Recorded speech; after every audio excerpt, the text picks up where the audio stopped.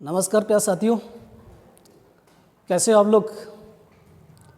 चलिए हम लोग एक बहुत इम्पोर्टेंट टॉपिक पढ़ेंगे। और जैसा कि आपको मालूम होगा कि एसआई का एग्ज़ाम स्टार्ट हो गया है कल से। तो एसआई के एग्ज़ाम में करंट जो है ना, करंट अफेयर के टॉपिक से बहुत ज़्यादा क्वेश्चन पूछे जा रहे हैं। तो करंट इशू बहुत हमारे लिए इम्पोर्टेंट है। इसलिए इम्पोर्टेंट है क्योंकि एक तो हमें जानकारी होती रहती समय समय पर कि यहाँ से कैसी घटनाएं घटनी। तो जो घटनाएं होंगी वो हमें मोस्टली यहाँ पे नेशनल और इंटरनेशनल इशू देखना है, ठीक है ना। तो करंट अफेयर में जो क्वेश्चंस जिस टाइप से आ रहे हैं आजकल, तो हमने उसके लिए कुछ है ना क्वेश्चंस आपको प्रोवाइड कराने जा रहे हैं एक वीडियो के माध्यम से। तो चलिए आइए हम लोग जो है वीडियो को स्टार्ट करते हैं करंट अफेयर में। और उससे पहले एक काम करिए आप लोग, शेयर और सब्सक्राइब जरूर करिए, लोगों में शेयर करिए, ठीक है ना। एक काम जरूर करना है, शेयर और सब्सक्राइब, ठीक। तो आज हम लोग करंट पे चलते हैं। देखिए सबसे पहले यहाँ पे हम करंट पे कई सारे मुद्दों पे बात करेंगे। जैसे कि हमने क्वेश्चनों को जो यहाँ पे सीरीज़ बना के रखा है बोर्ड पे, तो उनको आइए समझते हैं। और करंट अफेयर जो हमें देखना है वो 2020 के अभी करंट देखना, मुझे क्या देखना, 2020 के करंट अफेयर देखना है। तो 2020 से घटनाएं जो एक साल पीछे की घटनाएं देखना है, क्योंकि इस समय नवंबर चल रहा है। तो हम लोग 2020 के जो करंट अफेयर हैं जो काफ़ी इंपॉर्टेंट हैं, जो एग्ज़ाम की दृष्टि से बहुत महत्वपूर्ण हैं, तो उन्हीं क्वेश्चनों को हम लोग डिस्कस करेंगे, ठीक है ना। इसको अगर बार बार अगर आप देखेंगे, क्वेश्चनों को समझेंगे, तो फिर आपको याद हो जाएंगे, ठीक। तो सबसे पहले अगर देखते हैं तो पहला क्वेश्चन दिया हुआ, पीएम मोदी ने 100वीं किसान रेल।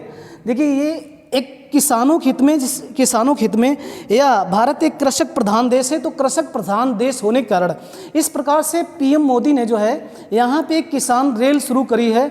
और वो रेल जो शुरू की है वो कहाँ से की है, एक जगह है संगोली। संगोली कहाँ पड़ता, महाराष्ट्र में। तो महाराष्ट्र में संगोली से शालीमार तक, शालीमार पड़ता कहाँ, पश्चिम बंगाल में।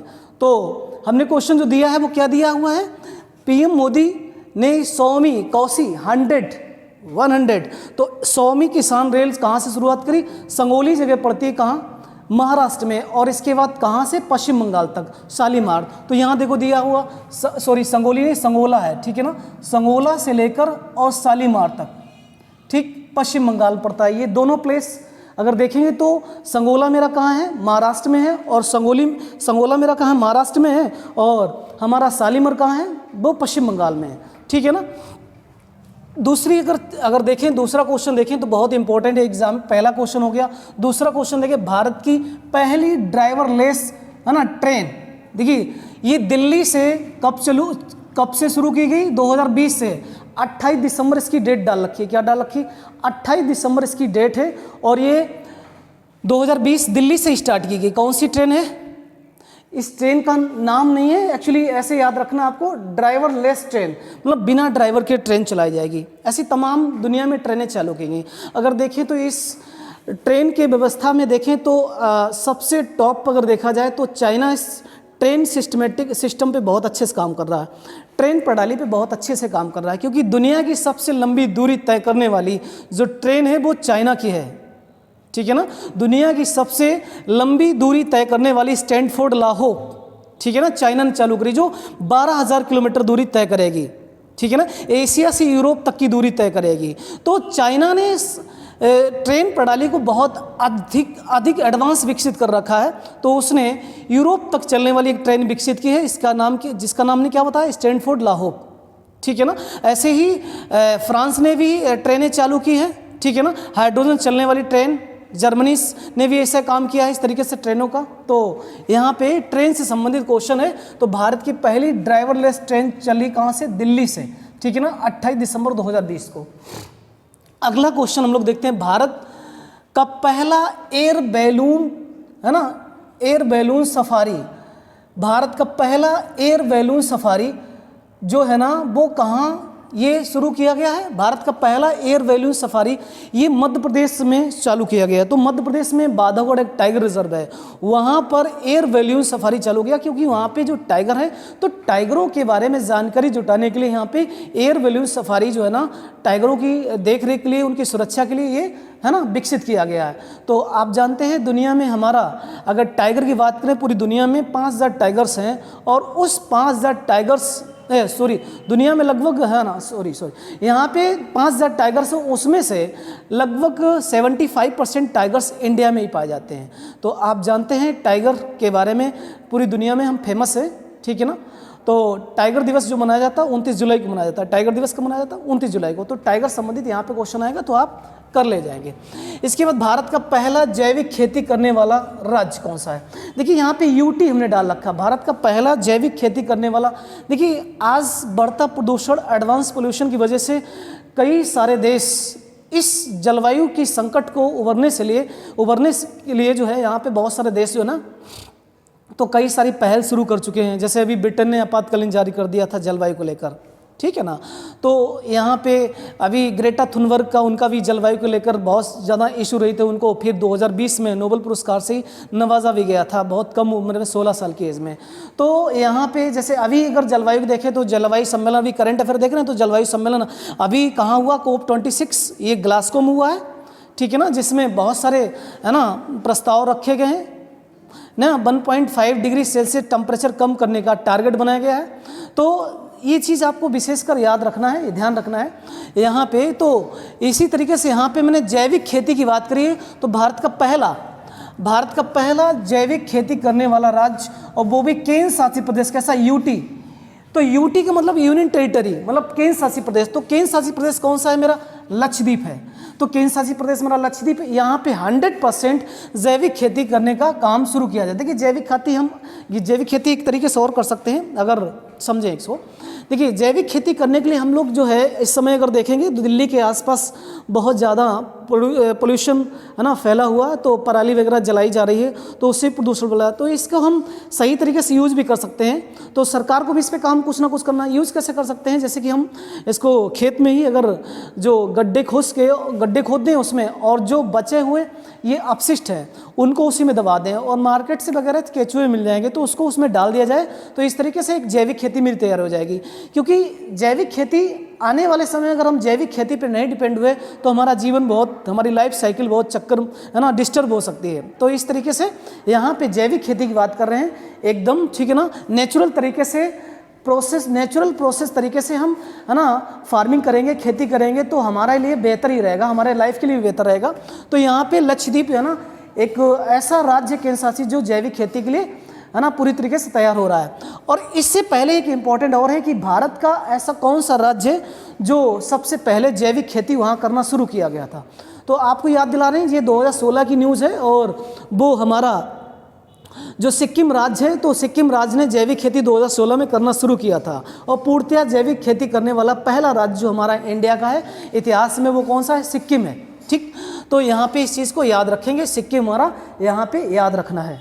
इसके अलावा अगला क्वेश्चन अगर देखें तो अगला जो मेरा क्वेश्चन नंबर 5 है, जो क्वेश्चन नंबर 5 है उसको देखते हैं।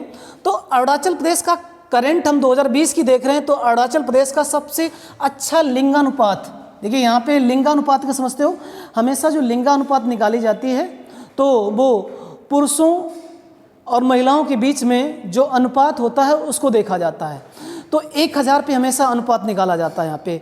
तो महिलाओं की संख्या अगर देखेंगे यहाँ लिंगानुपात पुरुषों के परिप्रेक्ष्य में, तो यहाँ पे 1084 है किसकी? अरुणाचल प्रदेश की लिंगानुपात देखी जाए। जो लेटेस्ट न्यूज़ में आ रहा है 2011 के अकॉर्डिंग नहीं देख रहे हैं, क्योंकि 2011 के अकॉर्डिंग कुछ और होगा उसका लिंगानुपात। तो यहाँ पे सबसे अच्छा लिंगानुपात जो है ना वो अरुणाचल प्रदेश का है, कितना? 1084 है। और सबसे खराब है वो किसका है? मणिपुर का है। किसका है सबसे खराब? मणिपुर का यहाँ पे लिंगानुपात सबसे खराब है, ठीक। इस चीज़ को आप याद रखेंगे। दूसरा अगर हम क्वेश्चन देखेंगे, नेक्स्ट क्वेश्चन नंबर 6 अगर देखेंगे तो क्वेश्चन नंबर 6 में क्या दिया? असम की तेजपुर लीची को मिला जीआई टैग। अब जीआई टैग क्या होता है? देखिए जीआई टैग इसे हम फुल फॉर्म इसका कहते हैं ज्योग्राफिकल इंडिकेशन, मतलब भौगोलिक संकेत। कोई भी खाद्य पदार्थ है या भी कोई भी वस्तु है, खाद्य पदार्थ भी हो सकता है, वस्तु भी हो सकती है, तो इसे जीआई टैग में शामिल क्यों किया जाता है? इसके पीछे कारण क्या है? देखिए सर्वप्रथम अगर बात करें तो 1919 में इसका एक एक्ट बनाया गया, लागू किया गया 1919 में जीआई टैग, ठीक है ना। भारत ने जीआई टैग को एक संवैधानिक दर्जा दिया और उसको 1999 में क्या किया? हमने अधिनियमित किया, और इसके बाद यहीं से सिलसिला शुरू हुआ जीआई टैग का। जीआई टैग में सबसे पहले जो हमारी जो हमारी चीज़ जोड़ी गई है वो है दार्जिलिंग की चाय। तो जीआई टैग 2004 में शामिल की गई। क्या 2004 में जीआई टैग में शामिल दार्जिलिंग की चाय शामिल की गई। पश्चिम बंगाल में एक जिला है दार्जिलिंग जहाँ पे चाय की खेती बहुतायत रूप में की जाती है। तो सबसे पहले यहाँ पे जीआई टैग में शामिल किसको किया गया? दार्जिलिंग की चाय को किया गया। फिर ऐसे तमाम चर्चा में रहे मयूर गुड़ है ना, डिंडी गुड़ के ताले है ना, कोल्हापुरी चप्पल। तो इसी प्रकार से जैसे महोबा के पान है ना। तो ये यहाँ पे जो लेटेस्ट 2020 में अगर देखें तो यहाँ पे जो जीआई टैग में शामिल किया गया है वो किसको शामिल किया गया है? वो यहाँ पे तेजपुर, असम की तेजपुर लीची को जीआई टैग में शामिल किया गया है। तो इस तरीके से आप याद रखेंगे इसको, जीआई टैग को। ठीक, अगला क्वेश्चन देखते हैं। नेक्स्ट क्वेश्चन नंबर 7, भारत की पहली सौर आधारित एकीकृत बहुग्राम जल आपूर्ति योजना ये अरुणाचल प्रदेश में चालू। भारत की पहली, देखिए पहला कोई चीज़ होता है वो खास इंपॉर्टेंट होता है। तो भारत की पहली सौर है ना आधारित एकीकृत बहुग्राम जलापूर्ति अरुणाचल प्रदेश। ठीक है ना, अरुणाचल प्रदेश ने यहाँ पे जलापूर्ति की योजना चालू की जो सौर से चालू की जाएगी। ठीक है ना, उसको यहाँ पे सौर से यहाँ पे है ना एक मशीन के द्वारा यहाँ पे है ना पानी को जो है फिल्ट्रेशन करके, क्योंकि एक बताएं एक समस्या है असम में एक पूर्वी जो भारत के राज्य हैं जो 7 सिस्टर सिटी है उनमें एक समस्या है, क्योंकि यहाँ पे असम में देखेंगे तो यहाँ पे ब्रह्मपुत्र नदी जो है बह रही है। तो ब्रह्मपुत्र नदी में जो पानी है वो उसमें बहुत सारा आर्सेनिक, फ्लोराइड और यूरेनियम की मात्रा बढ़ रही तेजी से। तो वहाँ पे एक समस्या क्रिएट हो रही है कि पानी स्वच्छ नहीं है। तो इसलिए यहाँ पे सौर आधारित एक जो है बहुग्राम जलापूर्ति योजना चालू की गई है, जिससे कि लोगों को वहाँ पे स्वच्छ जल या शुद्ध जल मिल सके। और इंडिया में ही नहीं बल्कि पूरे अगर देखिए वर्ल्ड में जलापूर्ति की समस्या है, पूर्वोत्तर भारत नहीं दक्षिण भारत में भी समस्या है। क्योंकि अगर हम देखें तो पूरी दुनिया में 1.67% ही शुद्ध पानी बचा हुआ है। ठीक है ना, शुद्ध पानी, प्योर वाटर जो है ना, और उसमें से अगर देखें पूरी दुनिया में जो स्वच्छ जल का अगर वाटर बॉडी देखें तो उसका 1/5 हिस्सा है वो जो हमारी बड़ी झीलें हैं कनाडा और यूएसए के बॉर्डर पे। तो वहाँ पे 5 झीलें जो हैं वहाँ पे 1/5 1/5 पानी जो है ना वो स्वच्छ पानी है, शुद्ध पानी है पूरी दुनिया में अगर वहाँ देखा जाए। ठीक है ना, तो इस तरीके से आप देखेंगे कि यहाँ पे सौर आधारित एकीकृत बहुग्राम जल आपूर्ति योजना अरुणाचल प्रदेश ने चालू की है। और अगला को जो क्वेश्चन देख रहे हैं क्वेश्चन नंबर 8, पीएम द्वारा राजस्थान में स्टैचू ऑफ पीस का अनावरण किया है। पीएम ने स्टैचू ऑफ पीस का एक मूर्ति है, एक जैन आचार्य है। ठीक है ना, एक जैन आचार्य हैं जिनका नाम है विजय वल्लभ सूरी। तो यहाँ पे पीएम मोदी द्वारा राजस्थान में स्टैचू ऑफ पीस का अनावरण किया। ये एक प्रतिमा है, देखिए यहाँ पे जो प्रतिमा है उसका अनावरण किया पीएम मोदी ने, कहाँ? राजस्थान में। तो पीएम मोदी ने राजस्थान में स्टैचू ऑफ पीस नामक मूर्ति का अनावरण किया। जैसे आप जानते हैं दुनिया की सबसे ऊंची मूर्ति जो गुजरात में इस्टेब्लिश की गई है वो सरदार पटेल की 182 मीटर। तो उसी प्रकार से यहाँ एक मूर्ति है लेकिन उतनी ऊंची नहीं है। तो यहाँ पे जो अष्टधातु से पीएम मोदी ने अष्टधातु से इस मूर्ति का अनावरण किया जो अष्टधातु से बनाई जाएगी। तो इसका नाम रखा गया स्टैचू ऑफ पीस, क्योंकि यहाँ पे जो जैन आचार्य हैं जिनका नाम है विजय वल्लभ सूरीश्वर। ठीक है ना, विजय वल्लभ सूरीश्वर, इनकी एक जयंती मनाई गई 2020 में, 151वीं जयंती मनाएगी। तो उसी जयंती के अवसर पर 2020 में पीएम मोदी ने यहाँ पर इनकी मूर्ति स्टैचू ऑफ पीस मूर्ति का अनावरण किया जिसमें अष्टधातु का प्रयोग किया जाएगा। ठीक, तो काफ़ी इंपॉर्टेंट है। एक हमारे देखिए भारत एक बहुलवादी देश है, प्लूरिस्ट कंट्री है। तो यहाँ पे सभी को आज़ादी है, धर्म की सभी को आज़ादी है और सभी के धर्म को सम्मान करना मेरा एक है ना स्वभाव है। ठीक, ये हमारे भारत की छवि है। और आगे बढ़ते हैं, क्वेश्चन नंबर 9 देखते हैं, बहुत इंपॉर्टेंट है। जितने भी क्वेश्चन हमने उठाए हैं सारे के सारे एग्जाम की दृष्टि से बेहद और बहुत इंपॉर्टेंट है, जो आपके एग्जाम में अक्सर क्वेश्चन पूछे जाएंगे। तो उन्हीं क्वेश्चनों को हमने यहाँ पे उठाया है। क्वेश्चन तो बहुत सारे हो सकते हैं लेकिन हमने वही क्वेश्चन को सिलेक्शन किया है जो क्वेश्चन एग्जाम की दृष्टि से, जैसे आप अभी यूपीएसआई का एग्ज़ाम है ना चालू हो गया, एसएससी जीडी का भी आगे एग्ज़ाम है, फिर इसके बाद आपका साथ ही में लगा हुआ सुपर टेट का एग्ज़ाम है, यूपी टेट का एग्ज़ाम है, तो यूपी टेट में भी इस तरीके से जो ईवीएस का पार्ट है एनवायरनमेंट स्टडी का, तो उसमें भी क्वेश्चंस पूछने जाने की संभावना है, क्योंकि करंट से भी बहुत सारे मुद्दे रहेंगे, तो वहाँ से भी क्वेश्चन पूछ सकता है। तो आप इसके लिए बार बार अगर इसको देखेंगे तो आपको चीज़ें क्लियर हो जाएंगी। ठीक, आगे बढ़ते हैं। तो अगला क्वेश्चन है पीएम मोदी द्वारा आत्मनिर्भर भारत। देखिए, पीएम मोदी द्वारा आत्मनिर्भर भारत, ध्यान दीजिए, आत्मनिर्भर भारत 12 मई 2020 को इस है ना आत्मनिर्भर भारत का ऐलान किया था। ऐलान इसलिए किया था क्योंकि इस समय हम लोग कोरोना से ग्रसित थे। कोविड-19 से पूरी दुनिया की अर्थव्यवस्था चौपट हो गई थी, और आपको जानकारी के मुताबिक बताएं कि भारत की जो जीडीपी थी वो -23 में चली गई थी। इतनी बेहद ज़्यादा खराब, इतनी कभी गई नहीं। तो जीडीपी जब ज़्यादा गिर जाएगी तो उसके लिए कहीं ना कहीं हमें उद्योगों या फिर हमें जो लघु उद्योग है उसको बढ़ावा देना पड़ेगा। ये हमारा जो हथकरघा है या जो मेरा है ना, इन चीज़ों को हमें, जो घरेलू चीज़ें हैं मार्केट में, उनको है ना वर्ल्ड लेवल पर, इंटरनेशनल लेवल पर उनको हमें है ना बहुत ज़्यादा प्रोत्साहित करना पड़ेगा। तो पीएम मोदी ने इस तरीके से आत्मनिर्भर भारत, जिसे हम इंग्लिश में कहते हैं सेल्फ रिलायंट, तो सेल्फ रिलायंट आत्मनिर्भर भारत जैसे कि स्लोगन दिया, यहाँ पे नारा दिया, और इस शब्द को बहुत ज़्यादा है ना प्रोत्साहन भी दिया। इसीलिए ये वर्ल्ड लेवल पर एक ऑक्सफोर्ड डिक्शनरी के अंदर भी ये शब्द को एक जगह दी गई। तो ये भी क्वेश्चन इसके लिए करंट है, ठीक है ना। तो आत्मनिर्भर भारत को जो है यहाँ से हम उद्योगों को, छोटे उद्योगों, लघु उद्योगों को बढ़ावा देने के लिए है ना, इसको जो है आत्मनिर्भर भारत बनाने के लिए ऐसा एक मुहिम छेड़ी मोदी जी ने। तो कब छोड़ी? 12 मई 2020 को। इस चीज़ को याद रखें, क्योंकि काफ़ी सुर्खियों में रहा ये क्वेश्चन, बहुत सुर्खियों में रहा और बहुत चर्चा में रहा, ना कि नेशनल लेवल, इंटरनेशनल लेवल पर भी ये काफ़ी चर्चा में रहा। तो इस क्वेश्चन को आप बार बार रिकॉल करेंगे। इसकी डेट पूछी जा सकती है, क्योंकि डेट से क्वेश्चन 1, 2, 3 ऐसे क्वेश्चन जरूर पूछे जाते हैं जो काफ़ी इंपॉर्टेंट होते हैं। चलिए आगे बढ़ते हैं। तो आप याद रखेंगे आत्मनिर्भर भारत 12 मई 2020 को। अगला क्वेश्चन जो मेरा है, भारत का सबसे तेज सुपर कंप्यूटर। देखिए, सुपर कंप्यूटर की आज पूरी तरीके से होड़ लगी हुई है, ठीक है ना। तो ये जो जितने भी सुपर कंप्यूटर होते हैं, ये सारे के सारे बाइनरी सिस्टम पर आधारित होते हैं, क्योंकि इनको हम नॉर्मली तरीके से इनका हम रीडिंग नहीं कर सकते हैं।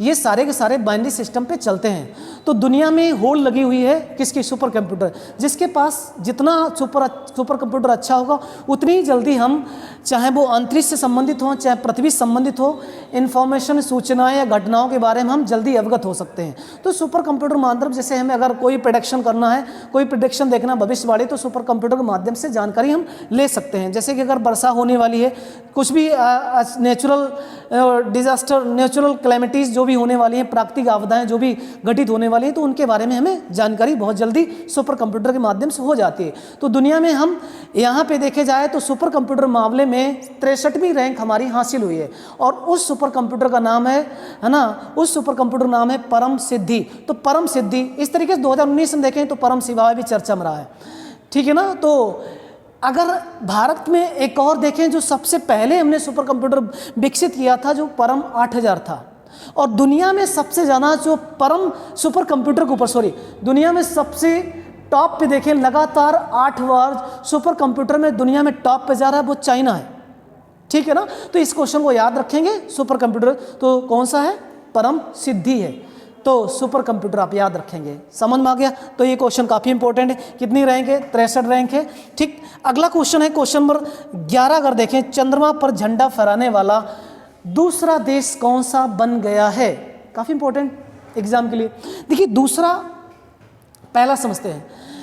सर्वप्रथम अगर देखें तो यहाँ पे अमेरिका के जो नील आर्मस्ट्रांग था, उसने पृथ्वी से चंद्रमा पे जाकर पहला कदम रखा था। तो दुनिया का सबसे पहला देश है ना चंद्रमा पहुंचने वाला कौन था? अमेरिका था। इसके बाद जो अगर दूसरा देखें वो चाइना है। कौन है? चाइना। तो यहाँ पे दूसरा है चंद्रमा पहुंचने वाला। काफ़ी इंपॉर्टेंट क्वेश्चन। अगला क्वेश्चन नंबर 12 देखें तो भारत की पहली मेक इन इंडिया द्वारा विकसित पनडुब्बी। देखिए, पूरी दुनिया में अगर देखा जाए तो पनडुब्बियों के मामले में चाइना सबसे आगे है। पनडुब्बियाँ यहाँ पे अगर देखें तो मेनली अगर देखें 2 प्रकार की पनडुब्बियाँ होती है। एक होती है डीजल से चलने वाली, एक होती है यूरेनियम से चलने वाली, ठीक। और दुनिया होड़ में लगी हुई है सौर ऊर्जा से भी चलने के लिए। तो सबसे पहली बात करते हैं हम यहाँ पे यूरेनियम और फिर इसके बाद बात करते हैं हम किसकी, डीजल से चलने वाली। देखिए यूरेनियम से चलने वाली जो पनडुब्बियां हैं वो काफ़ी हाईटेक होती हैं, और हाईटेक होने के साथ साथ इनमें काफ़ी हाई रेजोल्यूशन के कैमरे भी लगे होते हैं, जिससे कि हम कई किलोमीटर की पानी के अंदर की इमेज है ना ले सकते हैं। और काफ़ी यूरेनियम से जो चलने वाली पनडुब्बियां हैं वो लंबे समय तक, हफ्तों या लगभग 10 दिन तक समुद्र के सतह के नीचे बनी रहेंगी और वहीं से अपने दुश्मन का टारगेट कर लेंगी। और डीजल पनडुब्बियां हैं वो ज़्यादा लंबे समय तक पानी में नहीं रुक सकती, उनका ज़्यादा 24 घंटे 30 घंटे इस तरीके से पनडुब्बी पानी में रह सकती, बाकी बात बाहर आना ही पड़ेगा।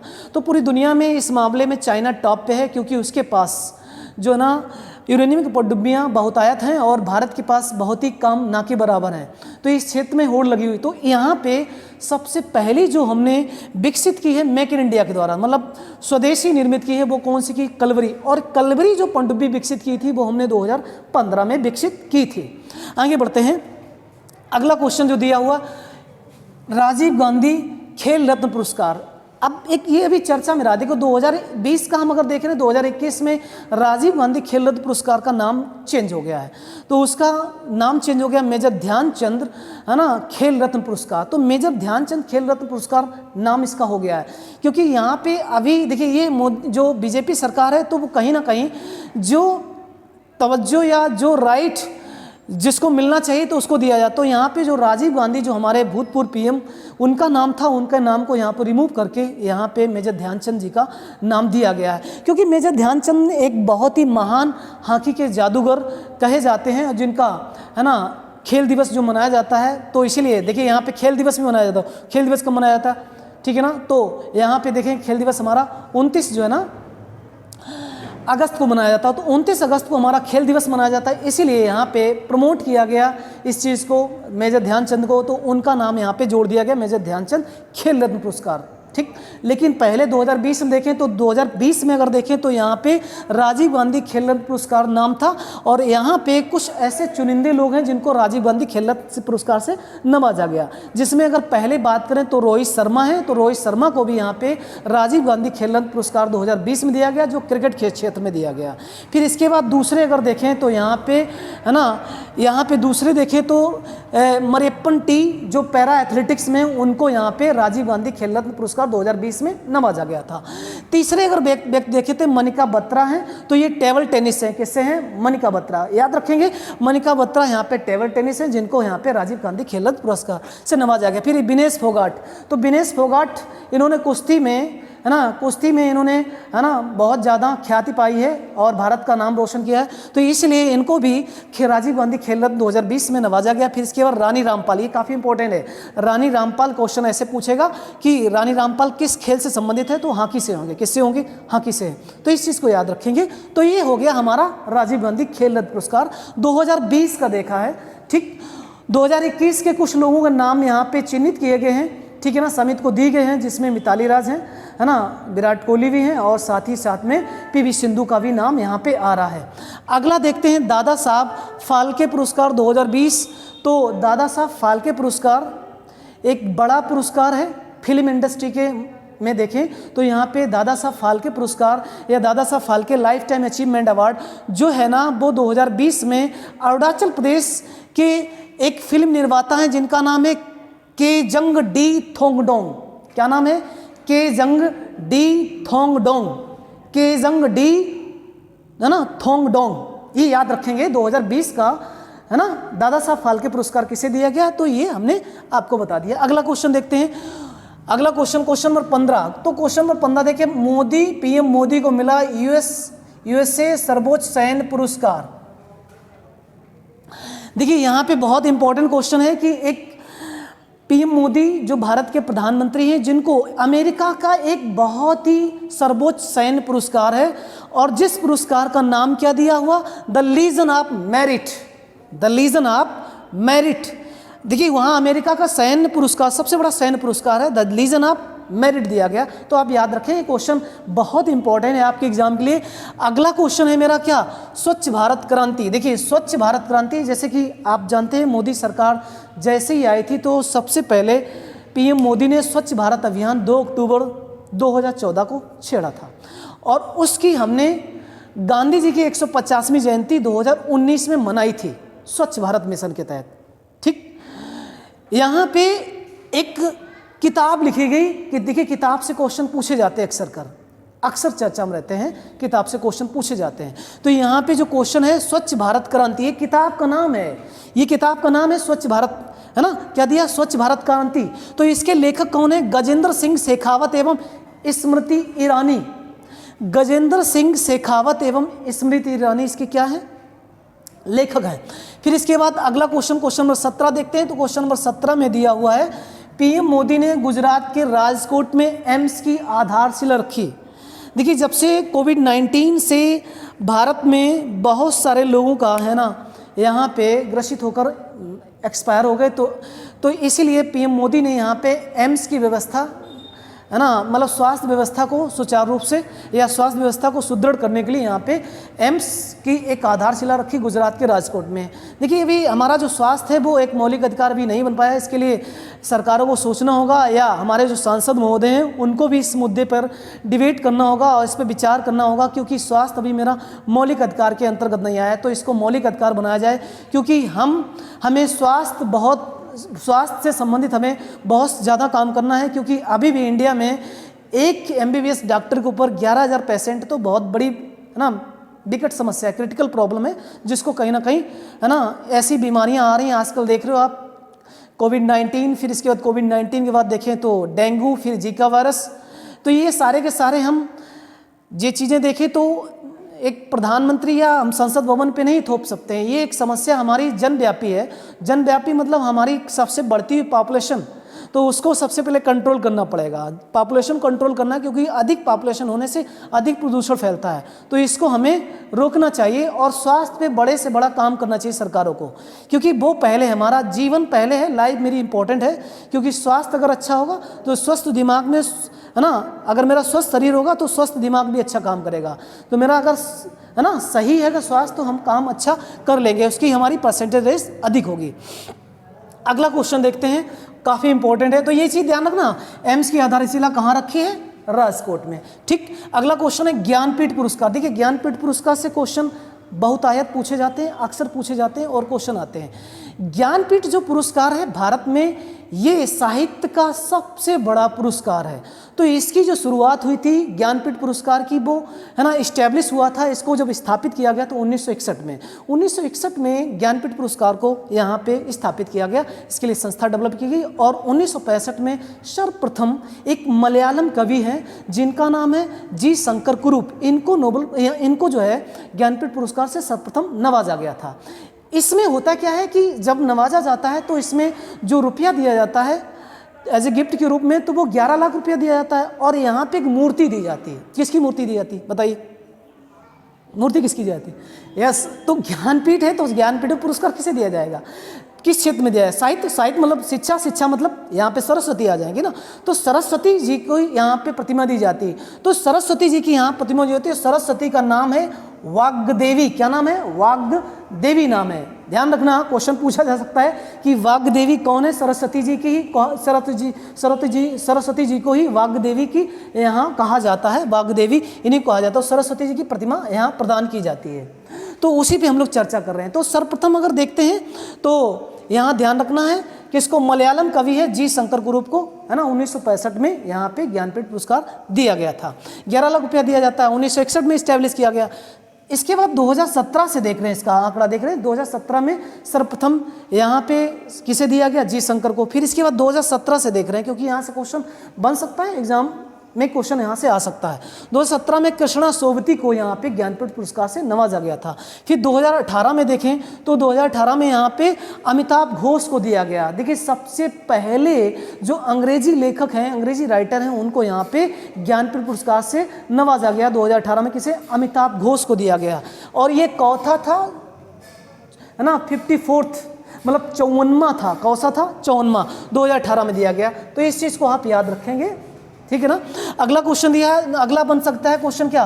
2019 में, तो 2019 में ज्ञानपीठ पुरस्कार किसे दिया गया?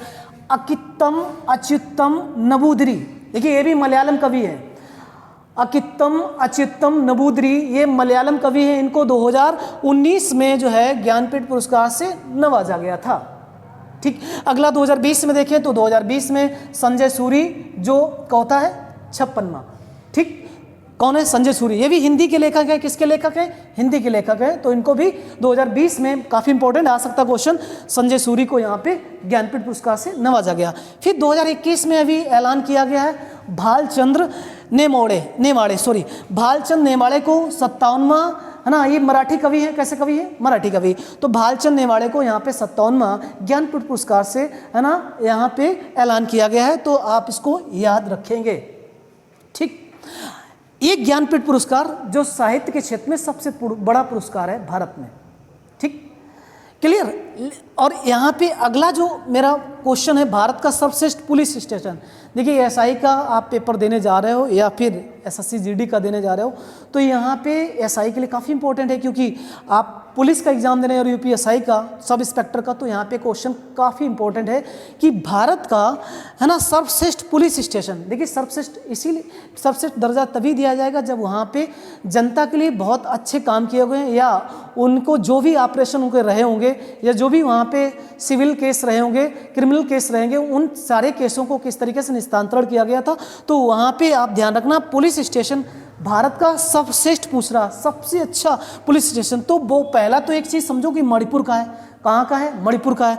उस पुलिस स्टेशन का नाम क्या है? नांगपोक। क्या नाम है? नोगपोक। क्या है? नोगपोक।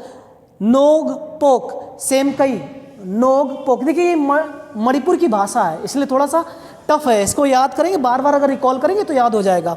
नोगपोक सेमकई कौन सा है? नोगपोक सेमकई। कौन सा पुलिस स्टेशन है? नोगपोक सेमकई। कहाँ का है? मणिपुर का है। सर्वश्रेष्ठ पुलिस स्टेशन का दर्जा दिया गया भारत का। ध्यान रखना, इसी से क्वेश्चन काफ़ी इंपॉर्टेंट है। और लास्ट क्वेश्चन मेरा बचा हुआ है, क्वेश्चन नंबर 20, जो काफ़ी इंपॉर्टेंट है, जिसने बहुत सारी सुर्खियां बटोरी हैं न्यूज़ में रहते हुए। और ये अगर देखा जाए सामरिक दृष्टि से बहुत मजबूत है। सामरिक दृष्टि से इसलिए मजबूत है क्योंकि यहाँ पे अगर देखें तो चाइना, अमेरिका और रसिया, इनमें शीतवार चलता रहता है, अक्सर चलता रहता है। शीतवार मतलब यहाँ पे कोई बर्फ़ के गोले नहीं फेंक मारे जाते हैं कि बर्फ़ के गोले मारेंगे तो शीतवार हो गया, ऐसा कुछ भी नहीं है। यहाँ पे कोई बर्फ़ के गोले नहीं। कुछ लोग सोच रहे होंगे कि सर बता रहे हैं शीतवार, शीतवार मतलब, है ना, कोल्ड वार चल रहा है, कोल्ड वार से सर्दी स्टार्ट होगी तो कोल्ड खेलेंगे, ऐसा कुछ नहीं है, ठीक है ना। शीतवार का मतलब होता है यहाँ पे इकोनॉमिक रूप से लोग लड़ते हैं और इनडायरेक्टली रूप से, डायरेक्टली रूप नहीं लड़ते हैं कि ठीक है ना मोदी जी पहुँच जाएंगे और पाकिस्तान के प्रधानमंत्री को, इमरान खान को तमाचा मार के आ जाएंगे, ऐसा कुछ भी नहीं है, ठीक है ना। या चाइना के, है ना, राष्ट्रपति शी जिनपिंग साहब को, है ना, कॉलर पकड़ के खींच लाएंगे, ऐसा कुछ भी नहीं। देखिए यहाँ पे जो समस्या है वो इंटरनली प्रॉब्लम्स है, वो इकोनॉमिक रूप से होड़ मची हुई पूरी दुनिया में कि किस तरीके से अपनी अर्थव्यवस्था ऊपर ले जाए। समझ मारा कि नहीं? तो अर्थव्यवस्था को लेकर यहाँ होड़ चल रही है। अपने देश के प्रोडक्ट सेल करने इंटरनेशनल लेवल पर कैसे एक्सपोर्ट करना उनको, तो इसके लिए हमें एक संधि समझौते MOU वगैरह करना पड़ता है बहुत सारे देशों से। तो यहाँ पर एक मामला है मालाबार, काफ़ी हर हमेशा रहता है, हमेशा चर्चा में रहता है। अगर पीछे देखें तो क्वेश्चन पूछा गए हैं कई बार, उसके पीछे देखें तो कई बार चर्चाओं में रहता है मालाबार। देखिए सबसे पहले बात समझते हैं मालाबार क्या है। एक्चुअली हमारा जो भारत का जो पश्चिमी घाट का भौगोलिक क्षेत्र है, ठीक है ना, जो कन्याकुमारी से लेकर अगर देखेंगे केरल वाला क्षेत्र वहाँ से देखेंगे और ऊपर गुजरात तक देखेंगे तो यहाँ पर हमारा जो है पूरा इसको मालाबार कहा जाता है। लेकिन फिर भी इसको अध्ययन के मुताबिक इसको 3 भागों में डिवाइड किया गया है। 3 भागों में ऊपर अगर देखें तो कोंकण तट, ठीक है ना, फिर इसके बाद कन्नड़ तट, हमने कर्नाटक वाले इलाका में कन्नड़ तट बनाया। फिर नीचे आ जाएंगे तो फिर मालाबार बोला जाता है, पूरा एक मालाबार बोला जाएगा और तीनों को अलग अलग कर दिया जाएगा, डिवाइडेशन कर दिया जाएगा, तो मालाबार तट बोला गया। तो यहाँ पर सैन्य अभ्यास होता है। क्या होता है? सैन्य अभ्यास होता है। सैन्य अभ्यास हमने एक अपने वीडियो डाला था, उसमें सैन्य अभ्यास आप देख लेना। तो काफ़ी हमने इंपॉर्टेंट क्वेश्चन डाल रखे हैं जिससे आप बार बार को रिकॉल करेंगे, देखेंगे तो याद हो जाएगा, ठीक है ना। तो मालाबार यहाँ पे समझ में आया मालाबार क्यों है, तो वो उसका भौगोलिक नाम है, ठीक। भारत का पश्चिमी घाट को जो होता है उसे मालाबार कहा जाता है, ठीक। इसके पूर्वी घाट है वो मेरा कोरोमंडल तट बोला जाता है। तो मालाबार यहाँ पे ध्यान रखें, मालाबार युद्ध, तो मालाबार युद्ध अभ्यास है। तो इसमें 4 देश भाग लेते हैं, तो भारत हो गई होगा, इसके बाद अमेरिका है, इसके बाद जापान है, इसके बाद ऑस्ट्रेलिया। ध्यान दीजिए ऑस्ट्रेलिया काफ़ी इंपॉर्टेंट है क्योंकि ऑस्ट्रेलिया नया इसमें मेंबर बना है। तो ऑस्ट्रेलिया, जापान, अमेरिका, भारत, ऐसे देश जब एग्जिट हो गए तो कहीं ना कहीं चीन, रसिया को दिक्कत होगी। रूस तो हमसे डायरेक्टली नहीं दिक्कत करेगा, लेकिन चीन हमारे साथ डायरेक्टली दिक्कत कर रहा है, क्योंकि चीन वैसे भी मुझे घेर रहा है। मूंगे के द्वीप बना रखे उसने बहुत सारे। अगर देखें आप श्रीलंका में तो हवनटोटा बंदरगाह लीज पे रखा है, और ग्वादर बंदरगाह उसने पाकिस्तान का ले रखा है, और इसके बाद मालदीव में भी एक बंदरगाह ले रखा है। वो हमें क्या कर रहा है, घेर रहा है। भारत एक उपमहाद्वीप है, तो उपमहाद्वीप मतलब छोटे छोटे छोटे देश लगे हुए इसके नीचे अगर देखें चारों तरफ, तो इसलिए उपमहाद्वीप बोला गया। तो उपमहाद्वीप को वो खंडित करना चाहता है, डिस्टर्ब करना चाहता है, क्योंकि हमसे लगे हुए हैं और हमारी वहाँ काफ़ी पॉपुलेशन अभी है। भारत के कई सारे लोग वहाँ, कई सारे लोग रहते हैं, लाखों लोग रहते हैं, तो इसलिए उस चीज़ को वो तोड़ना चाहता है और अपने सैन्य रूप में अपने आप को विकसित कर रहा है। तो इस तरीके से आप शीतवार जैसे चीन, दक्षिण चीन सागर में देखें, वहाँ भी काफ़ी डिस्टर्ब कर रहा है। ताइवान है वगैरह है ना, फिलीपींस उसके साथ है ना बना ही रहता है, उसका 36 आंकड़ा है ना। तो ये चीज़ को ध्यान रखें थे। तो मालाबार जो युद्ध अभ्यास है यूएसए, जापान, अमेरिका और ऑस्ट्रेलिया के बीच में हर साल होता है, तो इस चीज़ को आप याद रखेंगे, ठीक है ना। आपको क्लास कैसी लगी, ठीक है ना। तो इस चीज़ को आप बताइए, हमें कमेंट करके बताइए कि आपको क्लास कैसी लगी। अगर अच्छी लगी तो शेयर करिए लोगों में और सब्सक्राइब करिए, ठीक है ना। जय हिंद।